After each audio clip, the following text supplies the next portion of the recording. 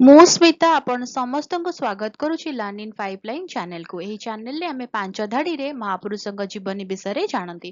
ଯେତେବେଳେ ପାଞ୍ଚ ଧାଡିରେ ଜାଣନ୍ତି ଅଧିକା ଜାଣିବାକୁ ଇଚ୍ଛା ହୁଏ। ଯଦି ଅଧିକା ଜାଣିବାକୁ ଇଚ୍ଛା ଅଛି କମେଣ୍ଟରେ ଜଣେଇବେ। ଆମେ କଣ କରିବା ନା 10 ଧାଡି 15 ଧାଡି ବା ଲମ୍ବା ଏସେ ମହାପୁରୁଷଙ୍କ ବିଷୟରେ ନେଇକି ଆସିବା। ତାହେଲେ ଆଜିର ଭିଡିଓରେ ଆମେ ଜାଣିବା ଆଉ ଜଣେ ମହାପୁରୁଷଙ୍କ ଜୀବନୀ ମାତ୍ର 5 ଧାଡିରେ। ଆଜିର ଭିଡିଓରେ କଥା ହେବା ବେଗମ ରୋକେୟାଙ୍କ ବିଷୟରେ। ବେଗମ ରୋକେୟା ବଙ୍ଗଳାର ଜଣେ ପ୍ରସିଦ୍ଧ ସମାଜ ସଂସ୍କାରକ ଏବଂ ଲେଖିକା ଥିଲେ। ସେ ମହିଳା ଶିକ୍ଷା ଏବଂ ସଶକ୍ତିକରଣକୁ ଦୃଢ଼ ସମର୍ଥନ କରିଥିଲେ।